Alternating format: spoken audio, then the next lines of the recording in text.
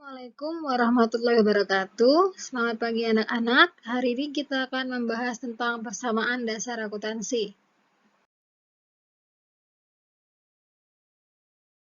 Kompetensi dasar yaitu menerapkan persamaan dasar akuntansi dan membuat persamaan dasar akuntansi. Indikator pembelajaran pada aspek pengetahuan yaitu menyimpulkan pengertian persamaan dasar akuntansi, menguraikan komponen persamaan dasar akuntansi, menelaah bentuk persamaan dasar akuntansi, serta menganalisis pengaruh persamaan dasar akuntansi. Pada aspek keterampilan yaitu membuat persamaan dasar akuntansi. Tujuan pembelajaran yaitu menyimpulkan pengertian persamaan dasar akuntansi, menguraikan komponen persamaan dasar akuntansi, menelaah bentuk persamaan dasar akuntansi, menganalisis pengaruh transaksi terhadap persamaan dasar akuntansi, serta membuat persamaan dasar akuntansi. Akan dipelajari pada pertemuan kali ini yaitu pengertian, komponen, bentuk, pengaruh, serta pencatatan persamaan dasar akuntansi. Pengertian persamaan dasar akuntansi adalah sistematika pencatatan yang menggambarkan suatu hubungan yang ada pada perusahaan, yaitu pengaruh transaksi terhadap posisi keuangan perusahaan yang meliputi harta atau aset dengan sumber dananya.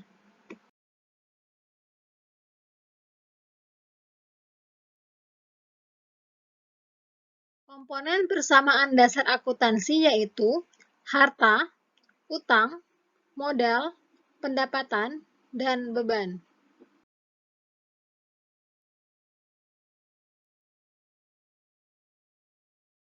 Sebelum kita membahas tentang bentuk dari persamaan dasar akuntansi, coba analis terlebih dahulu.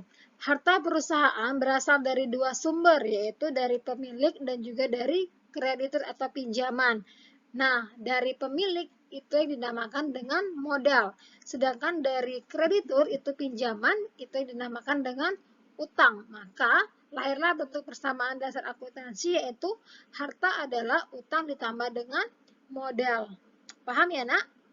Oke, kalau paham, selanjutnya dalam menjalankan sebuah operasi perusahaan, tentunya perusahaan akan mendapatkan pendapatan dan juga akan mengeluarkan beban atau biaya. Sekarang coba kalian analis terlebih dahulu. Pendapatan akan menambah atau mengurangi harta? Ya, akan menambah harta. Sedangkan kalau dia beban, akan menambah atau mengurangi harta? Ya, dia akan mengurangi harta. Maka lahirlah persamaan yang kedua, yaitu harta adalah utang ditambah dengan modal, ditambah pendapatan, dan dikurangi dengan beban. Paham sampai di sini? Agar lebih paham, kita akan membahas tadi kasus tentang pencatatan persamaan dasar akuntansi. Biar kalian lebih paham lagi, kita akan membahas studi kasus mengenai pencatatan persamaan dasar akuntansi.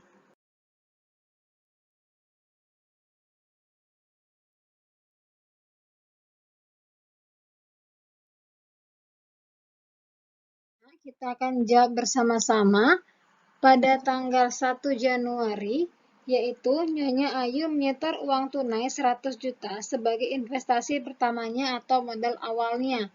Maka di sini kas akan bertambah 100 juta dan modal pun juga akan bertambah 100 juta. Tanggal 2 Januari, membeli secara tunai peralatan salon seharga 30 juta. Jadi kalau kita beli barang secara tunai, maka di sini kas akan berkurang 30 juta dan peralatan juga akan bertambah sebesar 30 juta. Pada tanggal 5 Januari, membayar uang sewa kamar untuk bulan Januari sebesar 10 juta. Kalau kita bayar uang sewa, maka di sini kas akan berkurang 10 juta dan modal pun juga akan bertambah 10 juta. Sampai di sini paham? Oke, kalau paham kita akan lanjut pada tanggal 7 Januari. Membeli secara kredit dari toko makmur peralatan salon seharga 50 juta dan perlengkapan seharga 20 juta. Maka di sini pada kolom peralatan bertambah 50 juta, perlengkapan 20 juta. Karena pembelian barang secara kredit, maka utang usaha bertambah sebesar 70 juta. Tanggal 9 Januari, dipinjam uang dari bank dengan menandatangani sebuah wesel jangka 3 bulan, bunga 12% per tahun senilai 75 juta. Jadi kalau kita pinjam uang dari bank, maka otomatis kas akan bertambah sebesar 75 juta dan utang wesel dia bertambah sebesar 75 juta. Tanggal 14 Januari, menyelesaikan pekerjaan merias pengantin putri Nyonya Yuli senilai 7.500.000 dan langsung dibayar tunai. Maka di sini karena pembayarannya tunai, kas bertambah 7.500.000 dan modal pun dia akan bertambah sebesar 7.500.000. Paham sampai di sini? Oke, kalau paham lanjut tanggal 15 Januari, dibayar gaji pegawai untuk bulan Januari sebesar 1.500.000. Maka di sini kasnya berkurang 1.500.000, modalnya pun juga dia berkurang sebesar 1.500.000. Tanggal 20 Januari, diselesaikan pekerjaan merias pengantin untuk Ibu Harmini senilai 8.500.000. Diterima tunai sebesar 5.500.000 dan sisanya akan dilunasi bulan Februari. Maka di sini karena dia tunainya 5.500.000, kasnya bertambah 5.500.000, sisanya berapa nak? Ya, 3 juta itu akan bertambah pada piutang usaha. Sedangkan pada kolom modal dia bertambah sebesar 8.500.000.